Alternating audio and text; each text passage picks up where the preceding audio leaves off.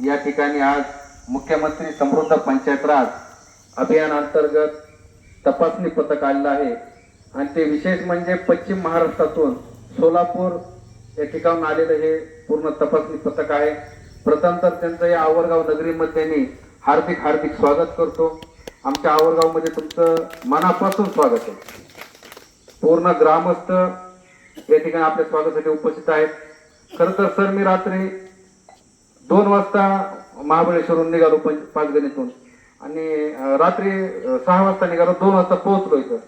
5 वाजेपर्यंत आराम केला आणि 5 वाजता माईक हातात घेतलं सकाळी आणि पहिली सूचना दिली की पथक येणार हे 5 वाजता लोकांना म्हणजे त्याच्या अगोदर सूचना सुद्धा गावात नव्हती की आपलं तपासणी पथक येणार आहे। म्हणजे सकाळी 5 वाजल्यापासून आमची ही तयारी पूर्ण कार्यक्रमाची, त्या अगोदर आपलं रेग्युलर हे चालूच होतं। आणि हे मुख्यमंत्री समृद्ध पंचायत राज अभियान हे मागील 6 महिन्यापासून पूर्ण ग्रामस्थ सहभागी आहेत। प्रत्येक श्रमदानाला येतात, या ठिकाणी बंधारा बांधासन बंधाराला येतात, त्या ठिकाणी मोठा आम्ही 1 तासात 1000 वृक्ष लागवड केली। त्यामध्ये प्रत्येक महिला पुरुष तरुण मंडळ विद्यार्थी सगळ्यांचा सहभाग होता। खूप सुंदर आमदार साहेब सुद्धा स्वतः त्या ठिकाणी उपस्थित, शिवसाहेब उपस्थित होते। सुंदर कार्यक्रम केला। मुळातच आमचं गाव एक अशी कल्पनेतून निर्माण करायला सुरुवात केली। 2012ला ज्यावेळेस मला पहिल्यांदा वयाच्या 22व्या वर्षी लोकांनी निवडून दिलं, त्यावेळेसच मी ही जिम्मेदारी खांद्यावर घेतली आणि तुमच्या विश्वासाला तडा जाणार नाही हा शब्द मी पहिल्या भाषणात दिला आणि तो विश्वासाला तडा जाऊ नये यासाठी सतत प्रयत्न करत राहतो। ही आवरगाव ही आमची मातृभूमी आहे आणि आवरगावचे आम्ही भूमिपुत्र आहोत। त्या मातृभूमीचं आपल्या मागे काहीतरी देणं आहे आणि ते आयुष्यभर आपल्याला प्रेरत राहायचं आहे। या भावनेतून गाव एक कुटुंब ही भावना आम्ही बळकट केली आणि आज जे तुम्ही महिला मंडळाची उपस्थिती पाहता त्याच्या मागाला एकच कारण आहे की एक गाव एक कुटुंब आहे। आणि मी महिलांना सांगत असतो, कुटुंबातल्या कार्यक्रमाला लाजायची गरज नाही, कुटुंबातल्या उपक्रमाला लाजायची गरज नाही। तुमची जिम्मेदारी, घरी लग्न असलं, घरी कार्यक्रम असला, कुंकुटिळा असला, अगर काही सवासणी असल्या, सगळं पुढे सरकून कोण पाहतं? आपण तर नुसते बसून असतो। महिलाच पुढे होऊन त्या ठिकाणी प्रत्येक कार्यक्रम स्वयंपाकासहित, स्वच्छतेसहित, बैठक सजवण्यासहित ते कार्यक्रम पाहुण्याच्या स्वागतापासून पाहुणे वाट लावपर्यंत 80% सहभाग हा महिलांचा असतो, 20% फक्त आपला असतो। मग इतकं सुंदर काम महिला करू शकतात घरासाठी, तर त्या गावासाठी का करू शकत नाही? गावासाठी काम करण्यासाठी आम्ही महिलांना प्रेरणा दिली म्हणून प्रत्येक कार्यक्रम मध्ये पुरुषांपेक्षाही आमच्या महिलांचा जास्त सहभाग असतो। आणि आता गाव हे एक कुटुंब ही भावना त्यांच्यामध्ये रुजलेली आणि गावात जो असणारा कार्यक्रम आहे हे पार पाडण्याची जिम्मेदारी आमची, असं म्हणून ते कार्यक्रमाच्या या ठिकाणी पार पाडण्यासाठी सर्वजण येतात। पुरुष मंडळी गावात असली नसली, कामाला बाहेर गेली असली तरी महिला पूर्ण सहभाग घेतात।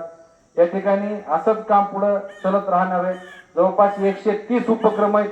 मी ज्यावेळेस भाषण करायला किंवा बाहेर बोलण्यासाठी जातो त्यावेळेस मला 3 ते 4 तास लागतात। आवडच्या या 130 ते 40 उपक्रमातून गावाचा आम्ही विकास कसा केला, प्रत्येक उपक्रमाचा अगोदरचा इतिहास काय आहे, कशामुळे हा मी उपक्रम राबवला, त्याच्यानंतर सातत्यपूर्ण तो उपक्रम केल्यानंतर त्यातून काय आम्हाला लाभ मिळाला आणि तो कसा लाभ मिळाला त्यासाठी बोलून आम्ही लोकांना सांगण्याचा प्रयत्न करत असतो। आणि आमचं गाव सुधारलं म्हणजे देश सुधारला नाही, तर हे गाव सुधारलं, आता बाकीचे गाव सुधारले पाहिजेत, पूर्ण देशातले गाव सुधारले तर देश सुधारला ही व्याख्या आहे। त्याच्यामुळे आपलं गाव सुधारलं, आपण शहाणे झालो, आता इतरांना शहाणं करणं हे गरजेचं आहे, यासाठी आमचे प्रयत्न आहेत। या ठिकाणी आपल्याला आता तपासणी पण करायची, ऑनलाईन पाहायचंय, त्यामुळं जास्त बोलणार नाही। आलेल्या सर्व पाहुण्यांचं या ठिकाणी आभार पण लगेच मी व्यक्त करतो, आभार व्यक्त करतो। तुम्ही आलात, आमचं गाव पाहिलं आणि विशेष करून आपण सर्वांनी पोटात काही न ठेवता मनातून आमचं पूर्ण हृदयातून कौतुक केलं, त्याबद्दल खरंच मी तुमचा आभारी आहे। तर महिला मंडळाचे आभार मानायची गरज नाही, कारण की ह्या माझ्या सगळ्या माताच आहेत। कारण मी माझ्या गावातल्या सर्व महिला त्या माझ्या आई आहेत आणि त्या भावनेतूनच त्या पण एका मुलासारखं माझ्यावर प्रेम करतात आणि आईसारखं मी त्यांच्यावर प्रेम करतो, म्हणून हा सहभाग मोठ्या प्रमाणात आहे। कुठं संकोच मनात राहिलेला नाही, तेव्हा आईचे आभार मानायचे नसतात, त्यांचे आभार मानायचे नाही। या ठिकाणी पूर्ण ग्रामस्थ तरुण मंडळ हे मित्र नाहीत तर हे माझे मित्र बंधू आहेत। भावासारखं ते माझ्यावर प्रेम करतात, भावासारखं मी त्यांच्यावर प्रेम करतो.